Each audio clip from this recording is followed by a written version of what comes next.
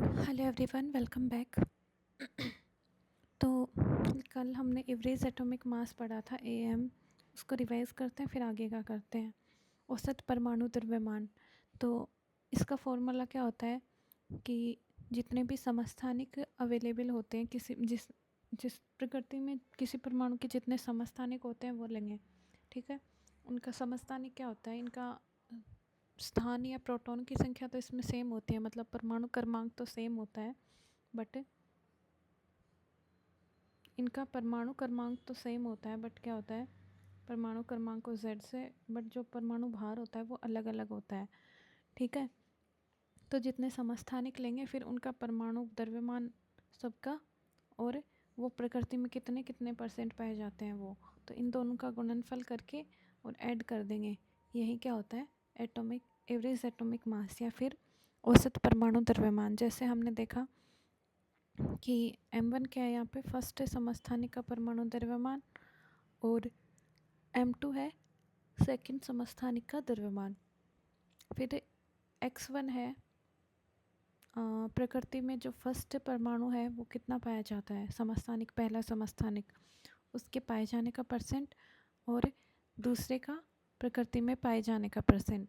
अब यहाँ पे एक बात नोट करने वाली ये है कि जो जो समस्थानिक, कोई भी परमाणु का समस्थानिक जितने भी हैं वो प्रकृति में 100, मतलब तीनों का पाए जाने का योग करेंगे। 2 है तो 2 का योग, 3 है तो 3 का योग, तो इनको योग करेंगे तो वो 100 आता है। ठीक है, जैसे हमें दे दिया कि एक, जैसे ये परमाणु जो क्लोरीन है वो 17, दोनों का सेम सेम, इसका द्रव्यमान 35 है, इसका 37, तो क्लोरीन 35 समस्थानिक प्रकृति में 75% पाया जाता है। तो ये पूछ लिया कि दूसरा कितना परसेंट पाया जाता है, तो इसको 100 में से माइनस कर दो तो दूसरा 25% पाया जाता है। यदि दे दिया एक 15, दूसरा 30, तो तीसरा कितना पाया जाएगा, तो तीसरा कितना x मान लो और इसको 100 कर दो, तीनों का योग 100 होगा, तो यहाँ से अपन 55% पाया जाएगा तीसरा। ठीक है, तो ऐसे अपन निकाल लेंगे। तो इसके पहले क्वेश्चंस देखते हैं। क्लोरीन का जैसे हमने 35, 17, 35, और दूसरा क्लोरीन 37, तो पहले इन दोनों को गुणा करेंगे कि इसका M1 35 है, इसका M2 37 है, और ये प्रकृति में पाया जाता है 75%, 35, और दूसरा 25%, 37। ठीक है, तो इन दोनों को गुणा करेंगे, प्रतिशत लगा हुआ है तो अपॉन में या फिर बटे में 100 आ जाएगा, इधर 25 के 100 आ जाएगा, इन दोनों को गुना कर लेंगे तो ये आंसर आ जाएगा। ठीक है, सॉल्व करने के बाद में इसमें नेक्स्ट क्वेश्चन ऐसा बन सकता है कि ब्रोमीन के समस्थानिक हैं 2, जिसमें एक 35 है, दूसरा सॉरी एक 79 है, दूसरा 81 है, तो ये प्रकृति में प्रतिशत का इनका इतना इतना पाया जाता है 49.7 और दूसरे का 50.3। तो ब्रोमीन का एवरेज एटॉमिक मास निकालिए। तो अपने को पता है कि यहाँ पे हमें ये भी दे दिया गया है, दोनों का द्रव्यमान 71 और 81। M1 कितना है 71, 79, M2 कितना है 81। ठीक है, X1 कितना है 49.7, X2 कितना है 50.3। डन। तो यहाँ पे हम वही फॉर्मूला यूज़ करके इसका परमाणु एवरेज औसत परमाणु द्रव्यमान निकाल सकते हैं। तो ये कितना कितना हो जाएगा, 79 इंटू 49.7 अपॉन 100। ठीक है, प्लस ये M2 into M1, M2 into X2 से अपॉन में 100, तो ये कितना हो गया 39.26। सॉरी, इन दोनों को ऐड करेंगे तो इसका फाइनल आंसर आ जाएगा, सॉल्व करके ऐड करेंगे तो फाइनल आंसर आ जाएगा 80.006। नेक्स्ट, यदि अपने को कोई तत्व दे दिया x, जिसका परमाणु मतलब एवरेज एटॉमिक मास दे रखा है, कौन सा, ये वाला, मतलब टोटल आंसर दे दिया, इसके समस्थानिक दे रखे हैं, एक तो एट 16 और एक एट 18। ठीक है, तो प्रकृति में कितने परसेंट पाया जाता है ये ज्ञात करो। ओके, दोनों का मतलब x1 और x2 ज्ञात करना है। तो यहाँ पे हमें पता है कि 16 इंटू x1 अपॉन 100, और फिर 18 इंटू दूसरे का x2 मान लो, x2 अपॉन 100, तो 16 इंटू x1 अपॉन 100, दूसरे का हम क्या बताते हैं कि दूसरे दोनों का योग कितना होता है 100 होता है, तो दूसरा 100 माइनस x हो जाएगा, तो 100 माइनस एक्स अपॉन 100 इंटू 18। तो यहाँ से इसको सॉल्व कर लेंगे। ये एक इक्वेशन बनी है, किसी से सॉल्व नहीं हो रहा, तो ये लास्ट वाले लेक्चर में अच्छे से सॉल्व करके बताया गया है, वहाँ पे इसको देख लेना। आज का टॉपिक है ऑक्सीडेशन नंबर या फिर ऑक्सीकरण अंक। किसी भी तत्व पे, मतलब कोई भी तत्व है उस पे कितना आवेश होगा, पॉजिटिव होगा, नेगेटिव होगा। तो अपन जो 20 तक अपने तत्व याद करे थे उन पे आवेश निकालेंगे कि उन पे कितना आवेश है। जैसे हाइड्रोजन पे, हीलियम पे, लिथियम पे, beryllium, boron, carbon, nitrogen, oxygen, सब पे। ठीक है, इन पे आवेश निकालेंगे तो कितना आवेश होता है ये देखेंगे। तो सबसे पहले मैं कुछ बातें बता दूं आपको। जो आवेश क्या आता है, आवेश होता क्या है। कोई भी परमाणु अपने आप को स्थायी बनाने के लिए, परमाणु अपने आप को स्थायी बनाने के लिए क्या करता है, कुछ इलेक्ट्रॉन या तो लेता है, ठीक है, लेता है, या फिर कुछ इलेक्ट्रॉन देता है। ठीक है, लेगा इलेक्ट्रॉन तो नेगेटिव चार्ज आएगा परमाणु पे, देगा तो पॉजिटिव चार्ज आएगा। कुछ इलेक्ट्रॉन लेता है या फिर कुछ इलेक्ट्रॉन देता है। किसको देता है, दूसरे परमाणु को या फिर खुद को ही, दूसरे खुद से। जैसे हाइड्रोजन हाइड्रोजन H2 बना लिया, H2O बना लिया, 2 हाइड्रोजन ऑक्सीजन से H2O बना लिया। तो क्या होता है, परमाणु अपने स्थायित्व के लिए कुछ इलेक्ट्रॉन त्यागता है या फिर कुछ इलेक्ट्रॉन ग्रहण करता है। निकालेगा तो पॉजिटिव, मतलब ऐसे मान लो किसी के पॉजिटिव नेगेटिव में दिक्कत हो रही है कि इलेक्ट्रॉन निकालेगा तब क्या आएगा और इलेक्ट्रॉन ग्रहण करेगा तब क्या आएगा। जैसे ऐसे मान लो ये है परमाणु, ये हमेशा ऋणी रहता है, मतलब इस पे हमेशा कर्जा रहता है। ठीक है, तो इसने कर्जा निकाला, मतलब इसने इलेक्ट्रॉन निकाल दिए। कर्जा मतलब जितना था उतना किसी को दे दिया, तो ये अब क्या हो गया, पॉजिटिव हो गया, मतलब अब इस पर कोई कर्जा नहीं है, तो इसका मतलब इस पर पॉजिटिव चार्ज आ गया। यही इलेक्ट्रॉन किसी से कर्जा है और कर्जा ले लेगा तो इस पर नेगेटिव चार्ज आ जाएगा, मतलब इसने किसी से और पैसे ले लिए। ठीक है, तो अब देखो कि हमें निकालना है कि, हाँ मैं क्या बोल रही थी, हाँ स्थायित्व के लिए परमाणु इलेक्ट्रॉनों को या तो ग्रहण करेगा या निकालेगा। तो स्थायित्व आएगा कैसे, स्थायी कैसे बोलेंगे कि वो परमाणु स्थायी है। तो हम क्या करेंगे कि हमें पता है, वी नो दैट, या जिसको नहीं पता वो नोट कर ले कि परमाणु के पहले कक्ष में कितने इलेक्ट्रॉन होते हैं।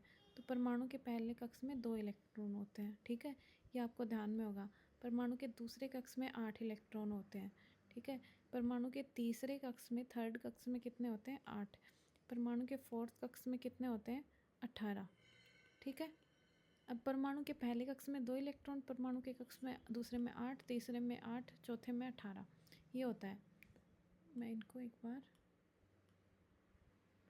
परमाणु के फर्स्ट कक्ष में कितने हो गए, 2 इलेक्ट्रॉन, दूसरे कक्ष में 8 इलेक्ट्रॉन, तीसरे कक्ष में होते हैं 8 इलेक्ट्रॉन, फोर्थ में होते हैं 18। ठीक है, तो परमाणु अपने कक्ष में इलेक्ट्रॉनों की संख्या को मैनेज को पूरा करने की कोशिश करता है कि यदि परमाणु के पहले कक्ष में 1 इलेक्ट्रॉन है, ठीक है, तो उसके लिए अब ये हो गया कोई परमाणु, इसका पहला कक्ष हो गया ये। ठीक है, इसमें 1 ही इलेक्ट्रॉन है, यहाँ पे प्रोटॉन और न्यूट्रॉन अवेलेबल है, इसमें 1 ही इलेक्ट्रॉन है, इसमें इस कक्ष में, फर्स्ट कक्ष में। तो यह स्थायित्व कब होगा, या तो ये पहला कक्ष पूरा भर ले, 1 इलेक्ट्रॉन ले ले, या दूसरा ऑप्शन क्या है, ये जो पहले वाला इलेक्ट्रॉन है इसको भी निकाल दे। ठीक है, इसको भी निकाल दे तो स्थायी हो जाएगा। यदि परमाणु का पहला कक्ष भरा हुआ है, ठीक है, परमाणु का यदि पहला कक्ष भरा हुआ है, सपोज दैट ये नाभिक हो गया, ये पहला कक्ष हो गया और ये दूसरा कक्ष हो गया। ठीक है, तो यदि पहला कक्ष भरा हुआ है, मतलब पहले में ये नाभिक हो गया, प्रोटॉन और न्यूट्रॉन, पहला कक्ष भरा हुआ है, मतलब पहले कक्ष में 2 इलेक्ट्रॉन ऑलरेडी हैं। ठीक है, दूसरे कक्ष में इसने क्या, इसके पास क्या है, 2 इलेक्ट्रॉन है। ठीक है, और चाहिए कितने इसको, 8। तो या इसको ज़्यादा जोर किस में आएगा, जब ये बाकी 6, 8 चाहिए ना, 2 ऑलरेडी हैं, तो बाकी 6 या तो ये ग्रहण कर ले तब स्थायी हो जाएगा। लेकिन किसी से 6 मांगेगा, इससे अच्छा है ना कि वो ये 2 इलेक्ट्रॉन है, इनको भी निकाल दे, इजी यही रहेगा इससे, क्योंकि 6 वाला कहाँ ढूंढेगा बेचारा। तो ज़्यादा जिसमें कम जोर आएगा वही तो काम करेगा, इसमें कम निकल दोनों इलेक्ट्रॉन को निकाल देगा तो स्थायी हो जाएगा। जैसे इसमें 3 है सेकंड में, ठीक है, सेकंड कक्ष में 3 इलेक्ट्रॉन है और बाकी इसको चाहिए 5, फिर वही बात आ जाएगी कि भाई 5 लेगा किसी से, इससे अच्छा है इन 3 को ही निकाल दे तो स्थायी हो जाएगा। ऐसे 4 आ गए, ठीक है, कि सेकंड कक्ष में 4 इलेक्ट्रॉन हैं, तो क्या करेगा ये, तो ये क्या करेगा कि इनके इसके लिए बराबर हो गया, तो 4 को निकालना या फिर 4 को ग्रहण करना, ठीक है। तो ये या तो 4 को निकालेगा या 4 को ग्रहण करेगा। ऐसे 5 हो गए, तो क्या ये 5 को निकालेगा, क्योंकि 5 को निकालने में जोर जितना आएगा उससे अच्छा है कि ये बाकी 3 को ही ढूंढ ले, तो इस पर -3 नेगेटिव चार्ज आ जाएगा, ठीक है। ऐसे ही सपोज दैट इसका पहला दूसरा कक्ष भी क्या है, भरा हुआ है, दूसरे वाले में भी कितने इलेक्ट्रॉन है, इसके दूसरे कक्ष में भी 8 इलेक्ट्रॉन है, ठीक है, पहले में 2 हैं, दूसरे में 8 है और तीसरे में दिक्कत आई इसको, मतलब फिर तीसरा देखेंगे, जो भर गया उस कक्ष को अपन नहीं छेड़ेंगे। जैसे ये है,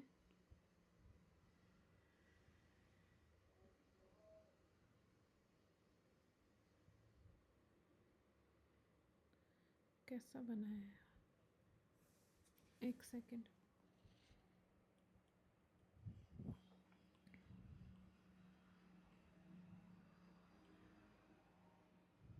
ठीक है, ये परमाणु है, इसके पहले कक्ष में 2, ये नाभिक है इसका प्रोटॉन और जिसमें प्रोटॉन और न्यूट्रॉन है, ठीक है, पहले कक्ष में 2 इलेक्ट्रॉन है ऑलरेडी, दूसरे कक्ष में 8 इलेक्ट्रॉन है, ठीक है, ये तो ऑलरेडी है, कितने हो गए, 5 6 7 8, 8 इलेक्ट्रॉन हो गए, तो ये तो ऑलरेडी स्थायी है, ठीक है। अब रही तीसरे कक्ष की बात, मैंने तीसरे कक्ष में बताया था कि तीसरे कक्ष में भी 8 इलेक्ट्रॉन आते हैं, तो जैसे दूसरे कक्ष में हुआ था वैसा ही तीसरे कक्ष में होगा। अब देखो, दूसरे कक्ष में सपोज दैट तीसरे कक्ष में 1 इलेक्ट्रॉन है, तो परमाणु क्या करेगा, इसको बाहर निकाल देगा अपने स्थायित्व के लिए, क्योंकि बाकी 7 ग्रहण करेगा, इससे अच्छा है इसी को बाहर निकाल दे तो पॉजिटिव चार्ज आ जाएगा। फिर 2 इलेक्ट्रॉन है सपोज दैट तीसरे कक्ष में, तो परमाणु क्या करेगा, इन दोनों को ही निकाल देगा, तो 2+ चार्ज आ जाएगा, 2 निकालेगा, क्योंकि 6 ग्रहण करे इससे अच्छा ना 2 निकाल दे। यदि परमाणु के पास तीसरे कक्ष में 3 इलेक्ट्रॉन है तो भी वो तीनों निकाल देगा 5 ग्रहण करने की बजाय, तो +3 आ जाएगा चार्ज।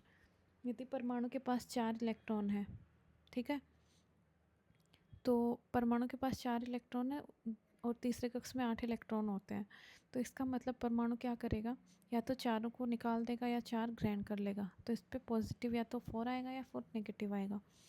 यदि 5 इलेक्ट्रॉन है तो परमाणु क्या करेगा, इन 5 को निकालने के बजाय 3 ग्रहण ही कर लेगा, क्योंकि 8 इलेक्ट्रॉन 5 निकालेगा, इससे अच्छा है ना 3 ग्रहण कर ले, तो 3 इलेक्ट्रॉन ग्रहण करेगा तो -3 आ जाएगा। यदि नेक्स्ट है 6 इलेक्ट्रॉन है, ठीक है, तो इससे क्या करेगा, ये 2 ग्रहण कर लेगा तो -2 नेगेटिव चार्ज आ जाएगा। यदि 7 इलेक्ट्रॉन है तो -1 ग्रहण कर लेगा, मतलब 1 इलेक्ट्रॉन ग्रहण कर लेगा तो -1 चार्ज आ जाएगा। यदि 8 इलेक्ट्रॉन है तो परमाणु को ना तो ग्रहण करना है, ना किसी को देना है, ना किसी से लेना है, ना किसी से देना है, तो परमाणु पे 0 चार्ज आ जाएगा। ऐसे ही मतलब ये ऑलरेडी स्थायी है, और जो जिनके बाह्यतम कोश में 0 इलेक्ट्रॉन होता है वो क्या होते हैं, अक्रिय गैस होते हैं। इसमें बाह्यतम कोश कौन सा है, 3rd है। पहले बाह्यतम कोश कौन सा था, 2nd था, जिस पे हमने यही वो लगाया था, यही रूल्स लगाए थे। तो अब हमें 1 से 20 तक क्या निकालना है, परमाणु क्रमांक, 1 से 20 तक हमें क्या निकालना है, इसका आवेश निकालना है, इस पर कितना आवेश है। तो सबसे पहले हाइड्रोजन को अपन एक बार छोड़ देते हैं, अपन आते हैं किस पे, हीलियम पे, ठीक है। पहले तो टेबल बना लो, उसमें helium, lithium, beryllium, boron, carbon, nitrogen, oxygen, fluorine, neon, sodium, magnesium, aluminium, silicon, phosphor, sulphur, chlorine, argon और कैल्शियम, पोटेशियम और कैल्शियम। ये इधर क्या रखा है, ये इनका परमाणु क्रमांक 2 3 4 5 6 7 8 9 10, ये 20 तक परमाणु क्रमांक लिख लिया इसको।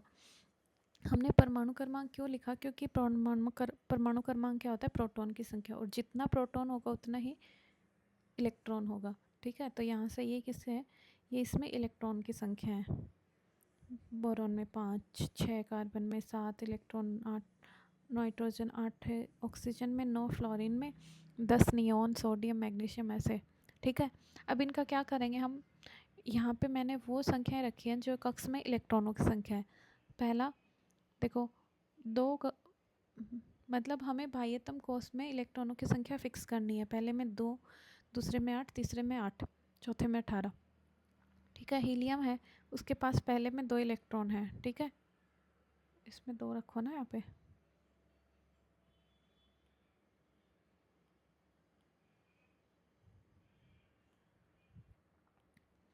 पहले में 2 इलेक्ट्रॉन आ रहे हैं इसके पास। ठीक है, हीलियम को नोट करें तो अपन पहले में 2 इलेक्ट्रॉन आ रहे हैं। तो यहाँ से हमें क्या पता लग रहा है कि इसके बाह्यतम कोष में जितने इलेक्ट्रॉन होने चाहिए उतने हैं, क्योंकि पहले वाले में बाह्यतम कोष कौन सा है, इसका पहला कक्ष ही है ना, पहला कक्ष है, तो पहले कक्ष में इलेक्ट्रॉन कितने होते हैं, 2 होते हैं, तो इसमें 2 हैं ऑलरेडी। तो इसको ना लेने की ज़रूरत है ना देने की ज़रूरत, इसलिए इसके पास 0 चार्ज आया। ठीक है, दूसरा परमाणु कर दूसरे में इलेक्ट्रॉनों की संख्या कितनी है, जितना इसका परमाणु क्रमांक 3। तो इसमें 3 कैसे करेगा, पहले कोष में इसने 2 भर दिए। ठीक है, दूसरे 2 भर गए, दूसरे कक्ष में कितना आया, 1 आया, चाहिए कितने थे, 8 थे, बाकी 7 क्या करेगा, स्थायित्व के लिए तो 7 और चाहिए ना, तो ये क्या करेगा, ये दूसरे कोष का 1 इलेक्ट्रॉन है, इसको निकाल देगा। निकालते ही 1 इलेक्ट्रॉन निकालते ही लिथियम पे कितना आया, +1 का चार्ज।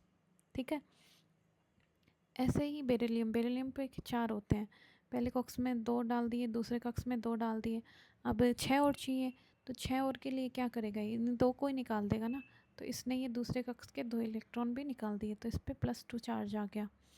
फिर बोरॉन पे भी 5 इलेक्ट्रॉन है बोरॉन के पास, पहले कक्ष में 2 आ गए, दूसरे कक्ष में 3 आ गए, बट दूसरे कक्ष में कितने चाहिए थे स्थायित्व के लिए, 8 चाहिए थे। बाह्यतम कोष में कितने आ गए, इसका बाह्यतम कोष कौन सा है, दूसरा कक्ष, 8 चाहिए थे, हैं 3, तो 5 लेने की बजाय ये क्या करेगा, इन 3 को निकाल देगा, तो ये +3 चार्ज आ गया। नेक्स्ट है कार्बन। कार्बन के पास 6 इलेक्ट्रॉन है, पहले कक्ष में 2 आएंगे, दूसरे कक्ष में 4 आएंगे।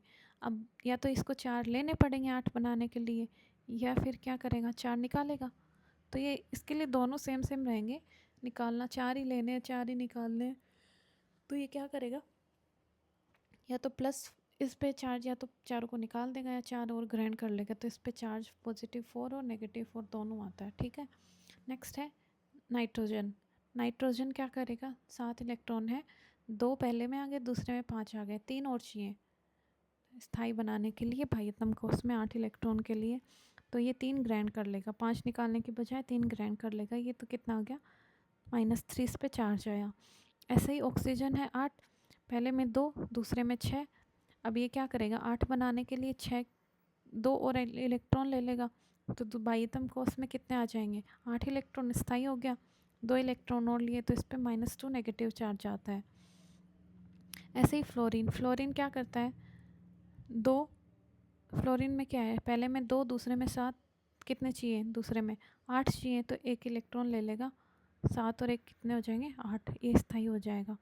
ऐसे ही नियॉन, ठीक है, ऐसे ही नियॉन आएगा, तो नियॉन के पास 10 एलिमेंट है, 10 इलेक्ट्रॉन है, तो 10 से पहले में 2 आ गए, दूसरे में 8 आ गए, तो मतलब ये ऑलरेडी स्थाई है, इस पर कोई चार्ज नहीं आएगा।